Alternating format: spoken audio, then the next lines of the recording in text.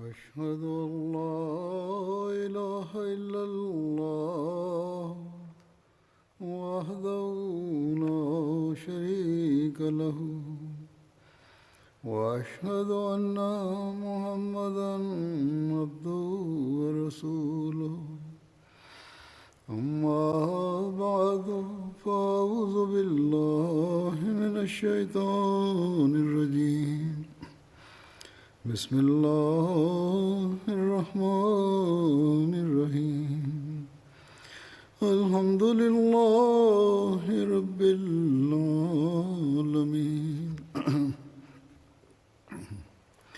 الرحمن الرحيم مالك يوم الدين إياك نعبد وإياك نستعين اهدنا الصراط المستقيم صراط الذين أنعمت عليهم غير المغضوب عليهم ولا الضالين.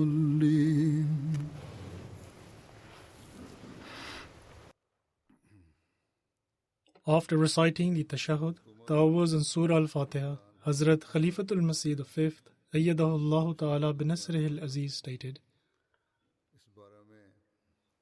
the incident of the martyrdom of Hazrat Umar radiyallahu ta'ala anhu was mentioned in the previous sermon, and some further details remain to be mentioned in this regard.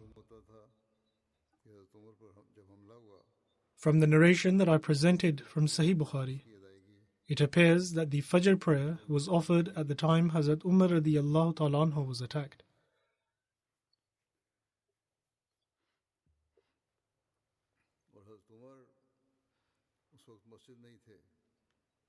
Furthermore, it is also mentioned that he was present in the mosque at the time. However, in another narration we find that Hazrat Umar radiyallahu ta'ala anhu was immediately rushed home and that the prayer was offered later. In this regard, the commentator of Sahih Bukhari, Allama ibn Hajar, has added another narration under this hadith and has written that Hazrat Ibn Abbas stated that when Hazrat Umar radiyallahu ta'ala anhu started to bleed profusely and he became unconscious, I carried him with the help of a few other individuals and took him home. And Hazrat Umar radiyallahu ta'ala anhu remained unconscious until daylight was visible. And when he regained consciousness, he looked in our direction and asked that have the people offered their prayer. To this I replied that yes, they have. Upon this, Hazrat Umar radiyallahu ta'ala anhu stated that the person who disregards their prayer is not a true follower of Islam. Hazrat Umar then performed ablution and offered his prayers. And the same is stated in the Tabqatul Kubra that Hazrat Umar radiyallahu ta'ala anhu was carried to his home and that Hazrat Abdul Rahman bin Auf led the prayers. It is also mentioned that Hazrat Abdul Rahman recited the two shortest surahs, i.e. chapters of the Holy Quran, that is Surah Al-Asr and Surah Al-Kawthar. And at another place it is stated that he recited Surah Al-Asr and Surah Al-Kafirun.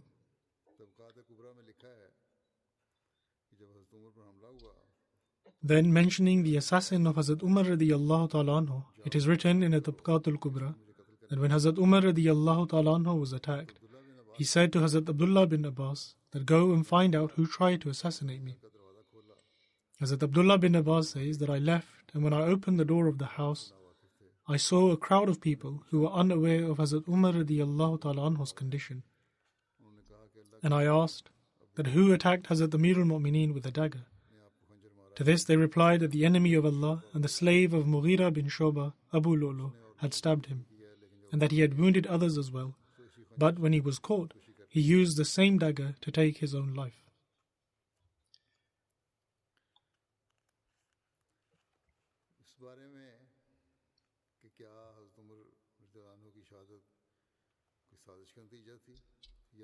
Then in regards to whether the martyrdom of Hazrat Umar radiyallahu ta'ala anhu was the result of a conspiracy or due to the personal enmity harbored by this individual, some of the later historians have written that the martyrdom of Hazrat Umar radiallahu ta'ala anhu was not merely due to an individual's personal enmity towards him, rather it was a conspiracy. But in any case, we will read the opinions on this matter as well.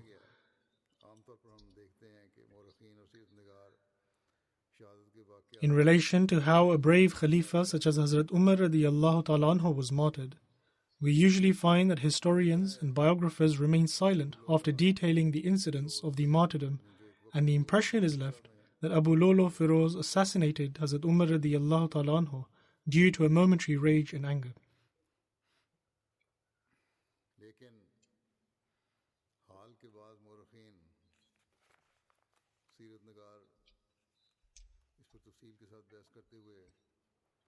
However, some of the contemporary historians and biographers have analyzed this particular incident with great detail, and they say that this could not have been an act of vengeance resulting from the rage of a single individual. Rather, it was a conspiracy, and that Hazrat Umar radiallahu ta'ala anhu was assassinated through a pre-planned scheme.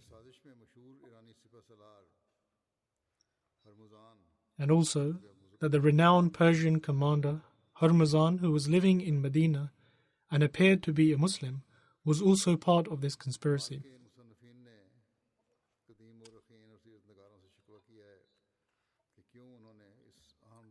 Modern-day writers have questioned prior historians and biographers as to why they have not discussed this killing in detail as being a plot or a conspiracy. Albeit, there is one important book of history called Al-Bidaya wa Nihaya, in which it is only mentioned that Hormuzan and Jufana were suspected to be involved in the killing of Hazrat Umar radiallahu ta'ala anhu.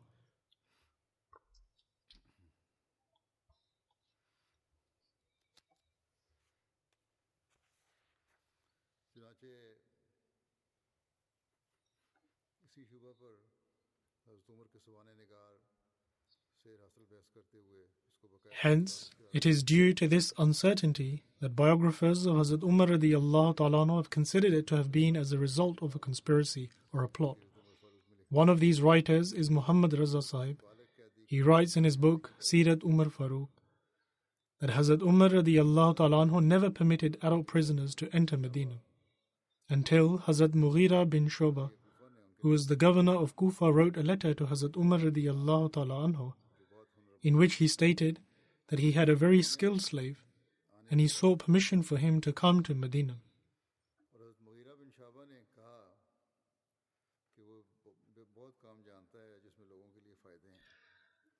Hazrat Mughira bin Shoba also stated that he was experienced in many fields of work and was therefore of benefit to the people.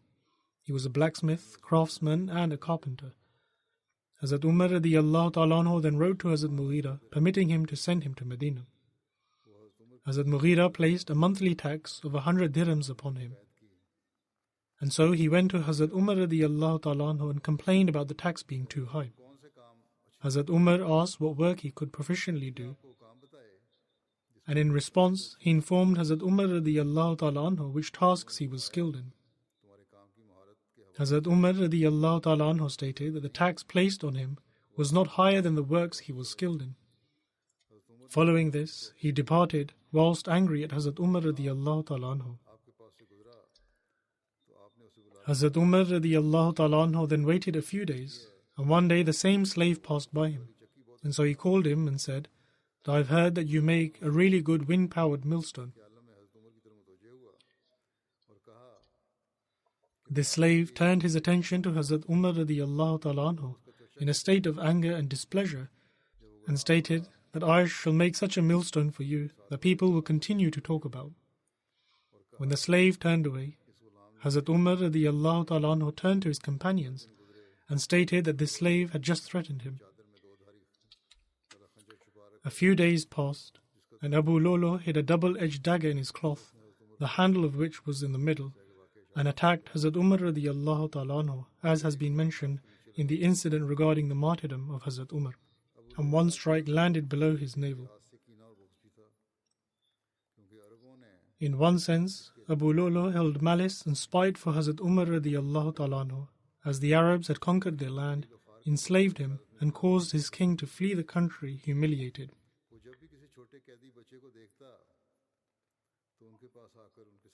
And whenever he would see young slaves, he would go to them and stroke their heads and emotionally say that the Arabs had destroyed their future generation.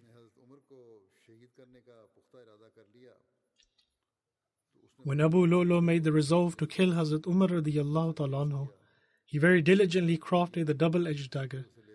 He then sharpened it and covered it with poison. He then took it to Hurmuzan and asked what he thought about the dagger. To this, he replied that I believe it will kill whoever you strike it with.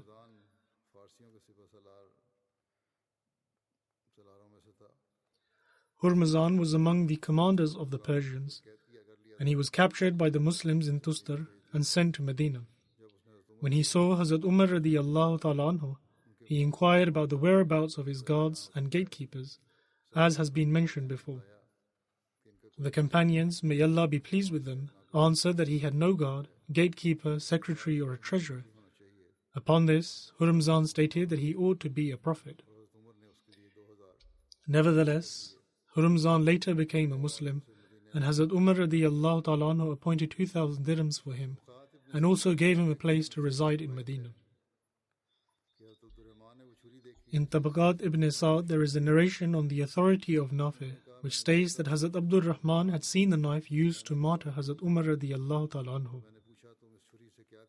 He stated that he saw the knife in the possession of Hurmuzan and Jufaina, and asked them what they used it for. They replied that they used it to cut meat because they do not touch the meat with their hands. Upon this, Hazrat Ubaidullah bin Umar asked Hazrat Abdul Rahman if he had in fact seen the knife in the possession of these two men. He replied in the affirmative, and upon this Hazrat Ubaidullah bin Umar took up his sword and killed both of them. Hazrat Usman radiyallahu ta'ala anhu then called for Hazrat Ubaidullah bin Umar. And when he arrived, Hazrat Usman asked him what had incited him to kill the two individuals, whilst they were living under the oath of their protection. Upon hearing this, Hazrat Ubaidullah threw Hazrat Usman radiyallahu ta'ala anhu to the ground, at which point others arrived to protect Hazrat Usman from Hazrat Ubaidullah. When Hazrat Usman radiyallahu ta'ala anhu had called for him, Hazrat Ubaidullah had placed his sword in its sheath. However, Hazrat Abdul Rahman strictly demanded him to remove his sword altogether, which he did so.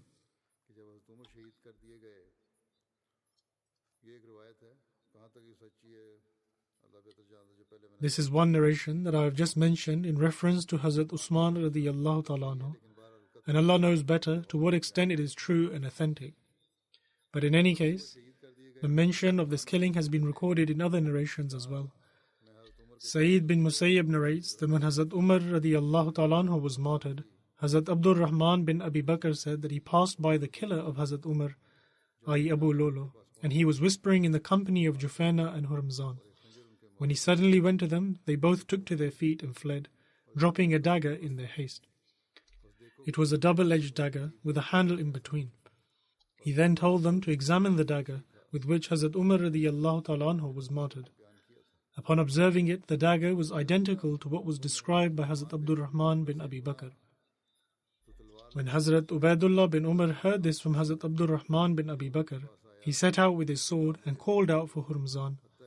When Hurmuzan came out, Hazrat Abdullah took him to see their horses, and meanwhile he moved behind him.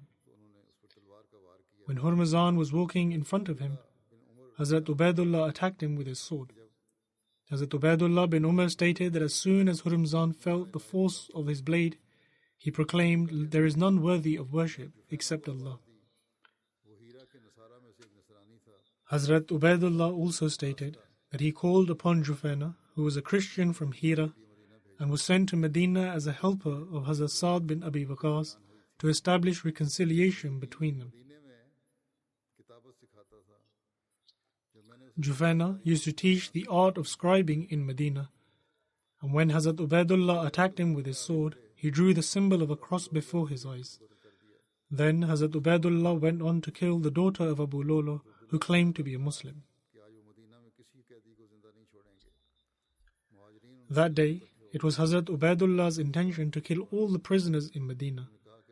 The Muhajirin stood against him and tried to stop him and rebuked him, but he swore by Allah that he would kill all the prisoners, and he ignored the Muhajirin to the point where Hazrat Amr bin al-As continued to reason with him until he finally surrendered his sword to Hazrat Amr bin al-As.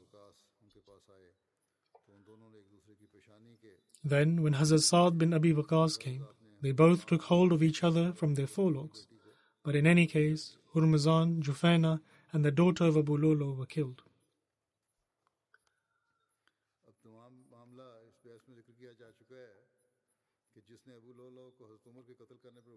This whole matter is presented to argue the fact that Abu Lolo was incited to kill Hazrat Umar radiyallahu ta'ala anhu, and that all the narrations prove that the killing of Hazrat Umar radiyallahu ta'ala anhu was indeed pre-planned. This is what is recorded by those who believe that this was as a result of a conspiracy or a plot. Hurmuzan planned to exploit Abu Lolo's enmity for Hazrat Umar radiyallahu ta'ala anhu and further fuel the fire. They were both non-Arabs, and on top of that, when Hurmuzan was imprisoned and sent to Medina, he accepted Islam in fear that the Khalifa would have him killed. In the narration of Nafi, which is recorded in Tabaqat ibn Sa'd, it is stated that Hazrat Abdul Rahman bin Auf had seen the blade with which Hazrat Umar radiyallahu ta'ala anhu was martyred. And in the narration of Sa'id bin Musayyab, which is recorded in At-Tabari, it is stated that Hazrat Abdul Rahman bin Abi Bakr had seen the dagger, and when he suddenly approached Abu Lolo, Jufaina and Hurmuzan, which caused them to run away, the dagger dropped from them. When Hazrat Ubaidullah bin Umar was informed of this by Hazrat Abdul Rahman bin Abi Bakr, he immediately went and killed both of them, and he became so consumed by vengeance that he also killed the daughter of Abu Lolo. And the dagger described by Hazrat Abdul Rahman bin Abi Bakr was the exact same dagger used to martyr Hazrat Umar radiyallahu ta'ala anhu. If Hazrat Ubaidullah bin Umar had not acted in haste, there may have been a chance that the culprits would be brought forth for questioning, and through this investigation, their scheme and plot would come to light. And if all these factors are considered, the fact that this was a premeditated plan is as clear as day. And the one to carry out this plot to its completion and murder Hazrat Umar radiyallahu ta'ala anhu was Abu Lolo. This is what is claimed by those who believe that this was a conspiracy to kill Hazrat Umar radiyallahu ta'ala anhu.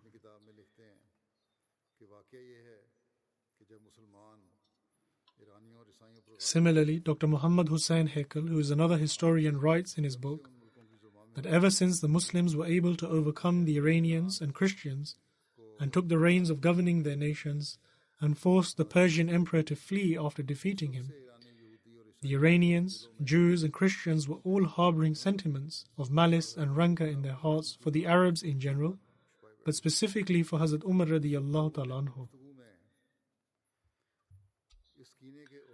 And even at that time, people had mentioned this malice and rancor, and when they had found out that Abu Lolo, who attacked Hazrat Umar radiyallahu ta'ala anhu, was Iranian, they recounted the time when Hazrat Umar radiyallahu ta'ala anhu stated that I had stopped you from dragging any faithless person into our home.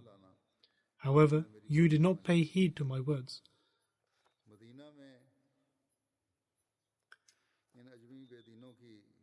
The population of these non-Arabs and faithless people in Medina was very small, yet there remained a small following of people whose hearts were brimming with anger and vengeance, and whose bosoms were raging with a fire of malice and rancor.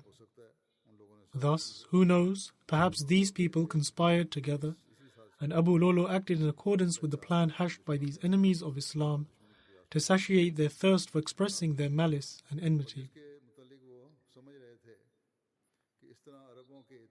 And they had thought that by doing so, they could shatter the unity of the Arabs into pieces, thereby weakening the strength of the Muslims. The sons of Hazrat Umar radiyallahu ta'ala anhu were very restless to uncover the truth, and they could have gotten to the bottom of the matter and uncovered the secret if Abu Lolo Feroz had not committed suicide. However, by committing suicide, he took this secret to his grave. But did this end the matter once and for all, leaving no other way of uncovering it? This historian, who believed that this was all a scheme, he further writes that on the contrary, destiny so decreed that an Arab leader would learn of this scheme and bring it to light. When Hazrat Abdur Rahman bin Auf saw the blade with which Hazrat Umar radiyallahu ta'ala anhu was martyred, he stated that he had seen that very blade the day before in the possession of Hurmuzan and Jufaina. And upon this, he asked them what they would use this blade for. And they replied that they would use it to cut meat, because they do not touch meat with their hands. Then Hazrat Abdur Rahman bin Abi Bakr stated that when he passed by the killer of Hazrat Umar radiyallahu ta'ala anhu, i.e. Abu Lolo, he saw that Jufaina and Hurmuzan were secretly conversing with him. And when he suddenly approached them, they fled, at which time a dagger fell between them. The dagger had two blades with a handle in the middle. Upon this, he stated that examine the dagger used to martyr Hazrat Umar radiyallahu ta'ala anhu. When people saw the dagger, they realized that it was the very same dagger described by Hazrat Abdur Rahman bin Abi Bakr. The historian further writes that as a result, there remained no doubt that both testimonies proved to be true and were in fact the most reliable from among the Muslims. They testified that the knife used to martyr Hazrat Umar radiyallahu ta'ala anhu was in the possession of Hurmuzan and Jufaina. One of the witnesses stated that before Abu Lu'lu committed the murder, he saw him plotting with the other two, and according to both witnesses, this all happened on the night before Hazrat Umar radiyallahu ta'ala anhu was attacked in the morning. In light of this, is there any doubt that the leader of the faithful was the victim of a conspiracy that was spearheaded by these three people? It is also possible that there were other Iranians or people from other nations that were conquered by the Muslims who were also part of this conspiracy. When Hazrat Ubaidullah bin Umar heard the testimonies of Hazrat Abdur Rahman bin Auf and Abdur Rahman bin Abi Bakr, he perceived the entire world to be covered in blood. In his heart, he was convinced that every resident of Medina who had come from a foreign land was a part of this conspiracy and that they all had blood in their hands. He immediately took his sword and first killed Hurmuzan and then Jufaina, and it is narrated that he called out to Hurmuzan, and when he came outside, he asked him to take a look at his horse and then moved aside. As Hurmuzan passed by him, he struck him with his sword. When the Iranian realized that there was an attack, he proclaimed, "There is no God but Allah," and then fell to the ground. It is also narrated that Hazrat Ubaidullah bin Umar, who was the son of Hazrat Umar radiyallahu ta'ala anhu, stated that then I called upon Jufaina, who was a Christian from Hira, and the suckling brother of Hazrat Sa'd bin Abi Waqqas. And it was due to this relation that Sa'd brought him to Medina, where he would teach others how to read and write. He states that when I struck him with my sword, he made a mark of the cross in front of his eyes.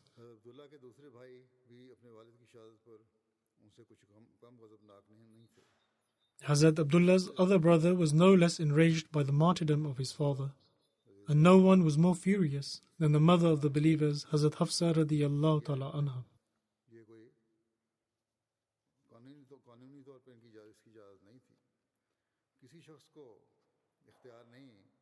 In any case, what they did was not permitted by the law, because no person has the authority to personally seek retribution and to take back their rights. Rather, the ultimate decision was left to the Holy Prophet, peace and blessings of Allah be upon him, and his successors, may Allah be pleased with him, after the Holy Prophet, peace be upon him. They would arbitrate justly among the people and would order for the criminals to be punished.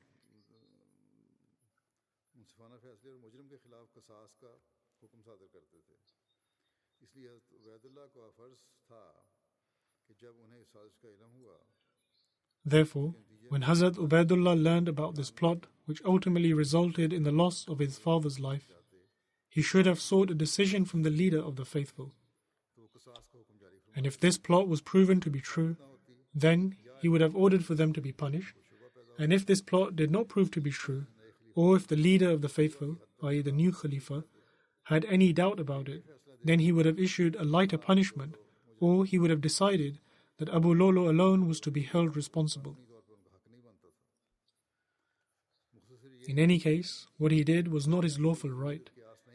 In short, it was not outside the realm of possibility for this to have been a premeditated plot, but owing to the circumstances of that time, it may not have been possible for Hazrat Usman radiallahu ta'ala anhu to conduct an investigation immediately. But regardless of the circumstances, the early historians are silent about this. However, there is a debate amongst the historians of today regarding this. And based on the circumstances of that time, there seems to be some validity to their arguments, because the plot did not just end here. Rather, Hazrat Usman radiallahu ta'ala anhu was also martyred as a result of a similar plot. This, in fact, further solidifies the point that in an attempt to halt the growing strength and victories of Islam, and in order to fulfill their burning desire for retribution, there were external forces who hatched a plot and martyred Hazrat Umar radiallahu ta'ala anhu, but Allah knows best. Then it is recorded in Sahih Muslim that Hazrat Ibn Umar narrates that I was with my father when he was attacked, and people praised him and said, Jazakallahu khaira, that may Allah the Almighty grant you the best reward. Upon this, Hazrat Umar radiallahu ta'ala anhu replied that I am hopeful but also afraid. The people asked him to appoint the next Khalifa, and he stated that shall I bear your burden in this life and when I have passed away as well? I desire for my contributions to be equal in both, meaning neither should I be held responsible and nor should I receive any reward. If I were to appoint a successor, then this would be similar to he who was better than me, i.e. Hazrat Abu Bakr radiallahu ta'ala anhu, for he appointed a successor. Thus even if he did, then there would be no harm in doing so. Hazrat Umar radiallahu ta'ala anhu then stated, but if I were to leave you without appointing a successor, then you were also left without being appointed a successor by he who was better than me, i.e. the Holy Prophet, peace be upon him. The second example he gave was that of the Holy Prophet, peace be upon him, who did not appoint his successor. Hazrat Abdullah then further states that when he mentioned the Holy Prophet, peace be upon him, I knew that he would not appoint a successor after him. In another narration recorded in Sahih Muslim, Hazrat Ibn Umar states that he went to Hazrat Hafsa radiallahu ta'ala anha, and she said that are you aware that your father will not appoint a successor after him? To this I replied that he will not do such a thing.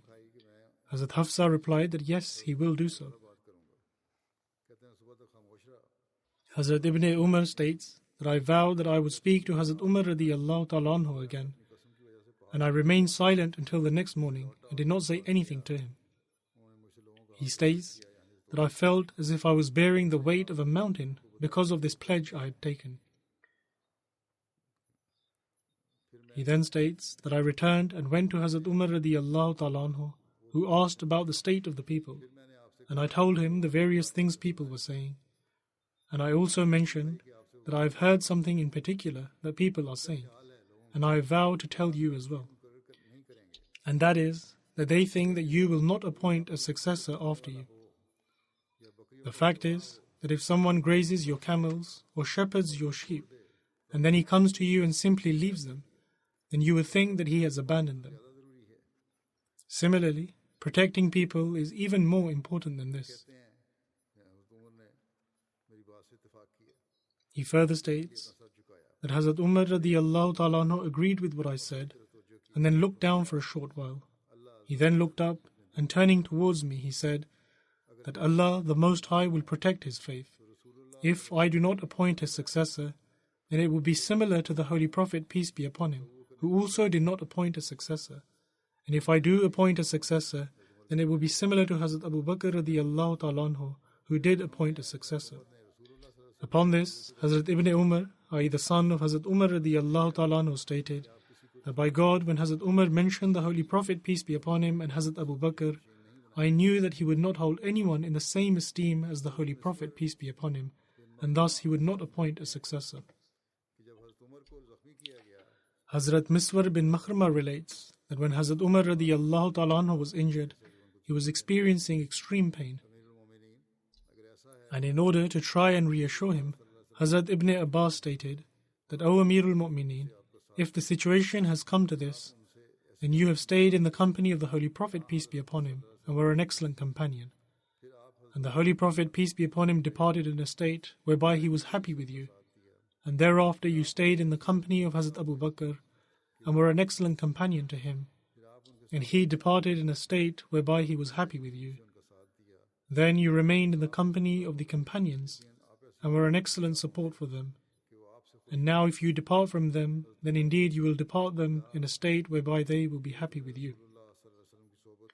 Upon this, Hazrat Umar radiyallahu ta'ala anhu replied, that you mentioned regarding the companionship with the Holy Prophet, peace be upon him, and him being pleased with me, is purely owing to the grace of Allah the Almighty. Then you mentioned regarding my companionship with Hazrat Abu Bakr, and him being pleased with me, and this was also owing to the grace of Allah the Almighty. And as for my state of concern, which you can see at present, is for you and your companions. For I am not worried about myself, but I am concerned for you and your companions. By God, even if I had an entire land worth of gold, I would indeed give it as fidya, i.e. charity, in order to save myself from Allah the Almighty's wrath.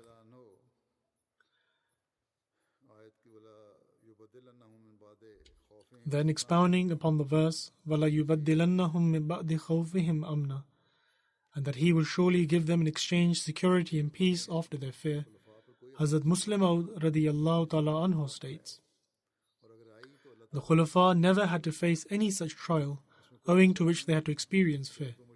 And if they did, then this was transformed into a state of peace by God Almighty. Undoubtedly, Hazrat Umar radiyallahu ta'ala anhu was martyred, but when one ponders over the historical facts, it becomes evident that Hazrat Umar did not have any fear of him being martyred. In fact, he would repeatedly pray that, "O Allah, grant me the station of martyrdom, and that too in the city of Medina." Thus, a person who spent his entire life praying to be granted the station of martyrdom in Medina, how could anyone possibly claim that he was made to experience fear at the time of his martyrdom, and the state of this fear was not transformed into a state of peace? If Hazrat Umar was fearful of being martyred, and was then later martyred, then it could have been said that God did not transform the state of fear into peace. However, Hazrat Umar would pray that, "O Allah, grant me the station of martyrdom in Medina." Thus, in light of the incident of his martyrdom, how could anyone claim that he feared being martyred? In fact, since he did not fear being martyred, and would pray for it, and God Almighty accepted his prayer, it is therefore evident that according to this verse, he never experienced any kind of fear. And just as I've mentioned earlier, that this verse states that anything which the Khulafa have fear of can never occur. Moreover, it is the promise of Allah the Almighty that He shall give them in exchange security and peace after their fear. However, if one does not even fear something, rather considers it to be a means of his honor and elevating his rank, then it is futile to claim that he experienced fear and to ask why it's not transformed into a state of peace. This is a point which ought to be understood. Hazrat Muslim Maud radiyallahu ta'ala anhu further states that when I read this prayer of Hazrat Umar, I thought to myself that this means, in other words, that the enemy would have to attack Medina, and the attack would be so intense that all the Muslims would be destroyed. Thereafter, the enemy would reach the Khalifa of the time and martyr him as well. However, Allah the Almighty accepted the prayer of Hazrat Umar, but at the same time also created such means whereby the honor of Islam was safeguarded.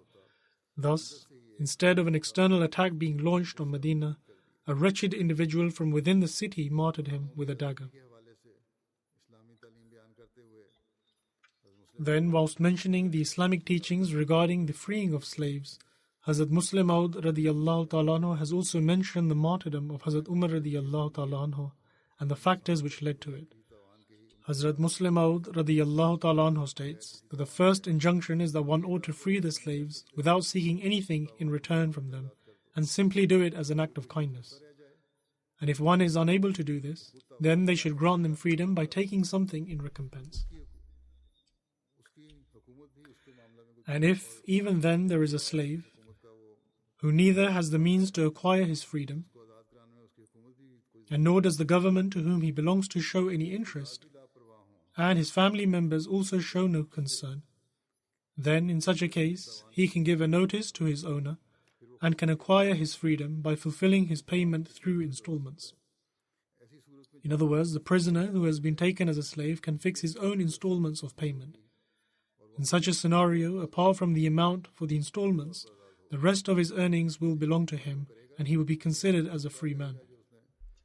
In other words, he will pay his installments from whatever he earns which has been fixed to acquire his freedom, and the rest of his earnings will remain his own, and this would be a form of freedom for him.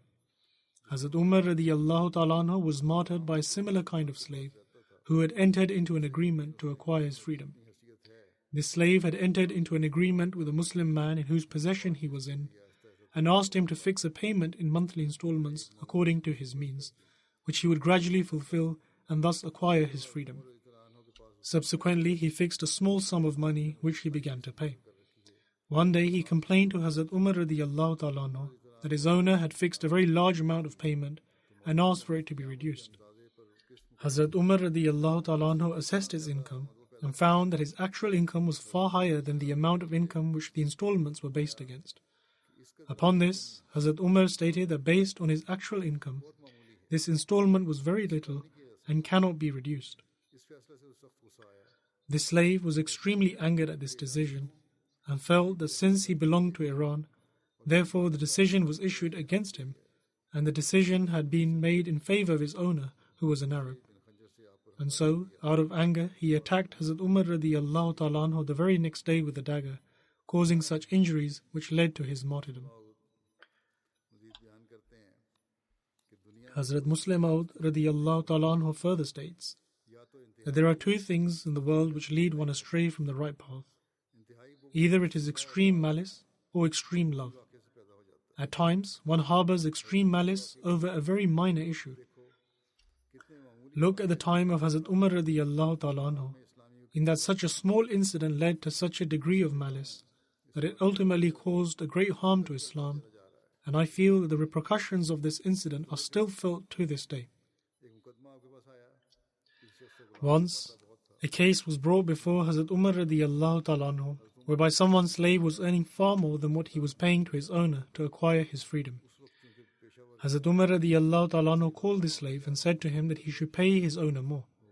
At that time, there were very few people who possessed a specialized skill. Hence, the blacksmiths and carpenters were greatly valued. The slave would build flour mills to grind wheat and would earn a good amount. And so, Hazrat Umar radiallahu ta'ala anhu fixed 3.5 anna, which he had to pay his owner. Now, this is a very small amount. However, he felt that Hazrat Umar had made a wrong decision and began to harbor malice in his heart against Hazrat Umar radiallahu ta'ala anhu. Once, Hazrat Umar asked him to make a millstone for him as well. Upon this, he replied that I will build a millstone which will function very effectively. Upon hearing this response, someone said to Hazrat Umar that he was threatening him. This incident seems to be similar to the incident that was narrated earlier, or is the same one, but nevertheless it is referring to the same slave. Hazrat Umar stated that his words did not reflect that he was issuing a threat. In the earlier narration, Hazrat Umar himself stated that he had made a threat. In any case, the companion stated that his tone was such that he was making a threat. Following this, one day Hazrat Umar was offering his prayers. This slave attacked him with a dagger and martyred him. Hazrat Muslim Maud radiallahu ta'ala anhu further writes that Umar, who was the king of millions and rulers of a vast empire and among the best guides of the Muslims, was killed for a mere 3.5 anna. But the fact of the matter is that whoever harbors enmity and rancor, they will not worry whether it is 3.5 or 2 anna. They only wish to quench their thirst for vengeance. Their disposition becomes aligned in a way that they fuel their hatred. In such a condition, they do not see how their actions will affect themselves nor others. When Hazrat Umar's killer was asked why he committed such a heinous act, he replied that a verdict was passed against him, and so he took revenge. This particular detail has not been mentioned previously, but perhaps they had a short moment whilst they were capturing him, wherein he stated why he killed Hazrat Umar radiallahu ta'ala anhu, and after this he killed himself. Hazrat Muslim Maud radiallahu ta'ala anhu further states that having mentioned this painful incident, I have stated before that this incident has had an effect on Islam even until today. Although death is always attached to man, however, one usually does not expect death to overcome them when one is strong and healthy. When one becomes weaker and their health declines, then people around them naturally become alert and begin to plan about the future. Although they do not speak about this matter between themselves, but a driving force is created that stimulates people to prepare for the future. For this reason, when a leader passes away, the people are vigilant and prepared.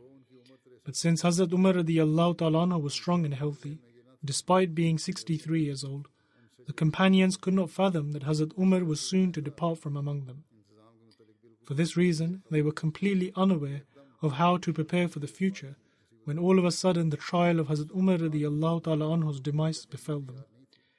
At that time, the community was not prepared to accept a new leader, and owing to this lack of preparation, the people did not develop that relationship with Hazrat Usman as they should have.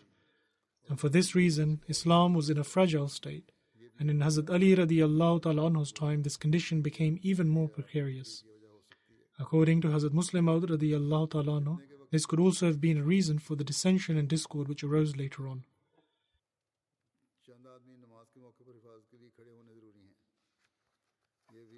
Then, during times of discord and conflict, it is necessary for a few people to stand guard. This is also mentioned by Hazrat Muslim Maud radiyallahu ta'ala anhu in relation to the martyrdom of Hazrat Umar radiyallahu ta'ala anhu. Hazrat Muslim Maud radiyallahu ta'ala anhu states, "There is a clear command of the Holy Quran that for the safety of the Muslims, half the people ought to remain on guard. And although this has been mentioned in relation to war, when a group of people need to be safeguarded, however, from this one can infer that in order to protect against a smaller trial, if a few people stand guard during prayers, then this is not objectionable. Rather, this will be a necessary procedure." Hazrat Muslim Maud radiyallahu ta'ala anhu further states, "If in times of war, 500 people out of 1,000 can stand guard, then at times when there is little danger, can 5 or 10 people out of 1,000 not stand guard? To say that there is no active danger is a futile argument. What happened with Hazrat Umar radiyallahu ta'ala anhu? He was leading the prayers, and whilst the other Muslims were also occupied in prayer, a wretched individual thought this to be a perfect opportunity to attack. And so he stepped forward and struck with his dagger. If, after this incident, someone says that standing guard during the prayers is contrary to its principles and sanctity, in other words, contrary to the principles and sanctity of the prayer, then such an individual only exposes his own ignorance.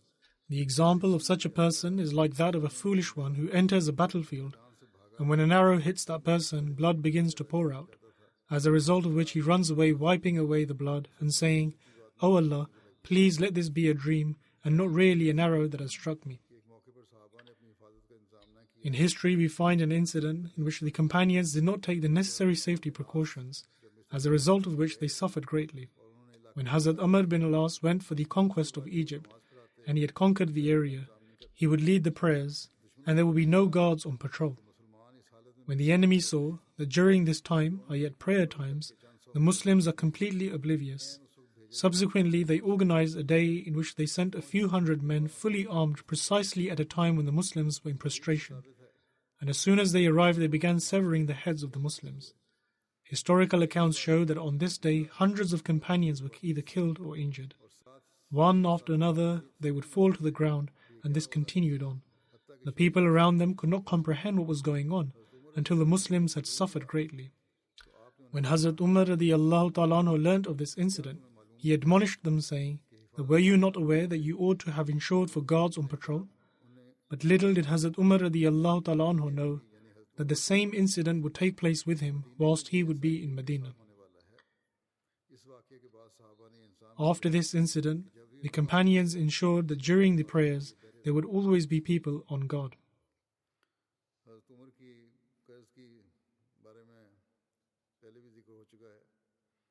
With regards to Hazrat Umar radiyallahu ta'ala anhu's debt, I have mentioned about it previously as well.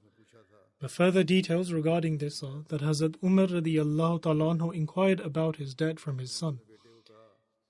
And he had stated that Abdullah bin Umar, "Go and see how much debt is it that I owe."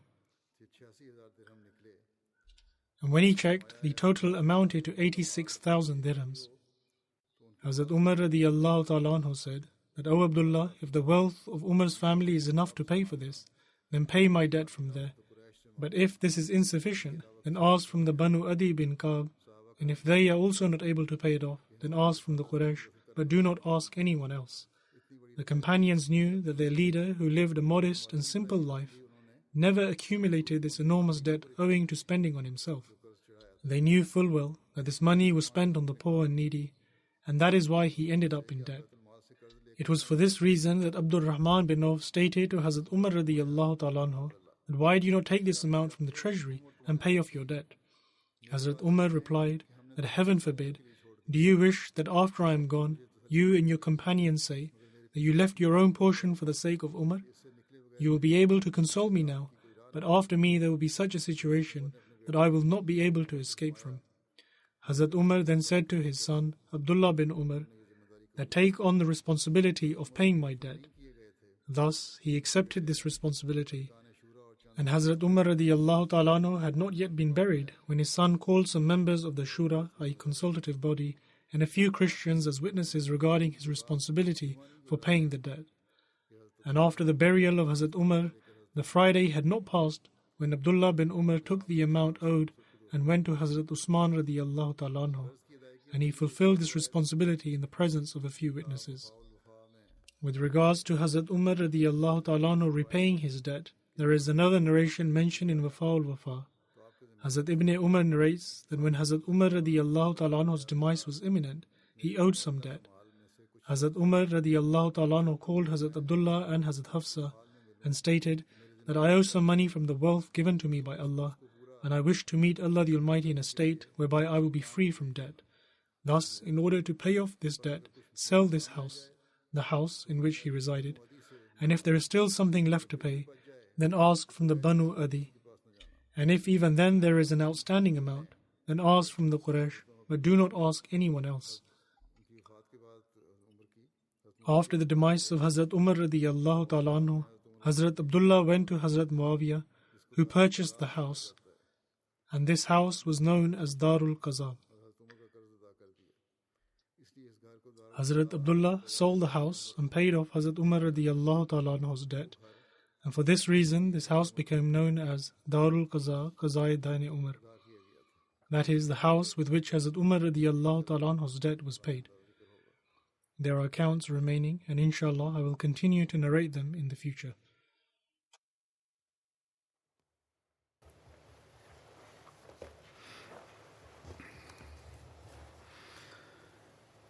Alhamdulillah, nahmaduhu wa nasta'inuhu wa nastaghfiruhu wa nu'minu bihi wa natawakkalu alayhi wa na'udhu billahi min shururi anfusina wa min sayyiati a'malina.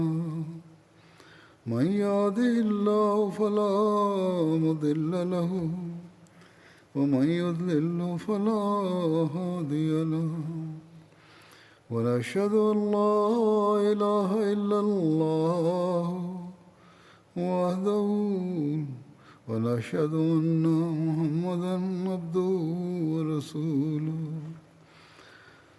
عباد الله رحمكم الله إن الله يأمر بالعدل والإحسان وإيتاء ذي القربى وينهى عن الفحشاء والمنكر والبغي يعظكم لعلكم تذكرون اذكروا الله يذكركم وادعوه يستجب لكم ولذكر الله أكبر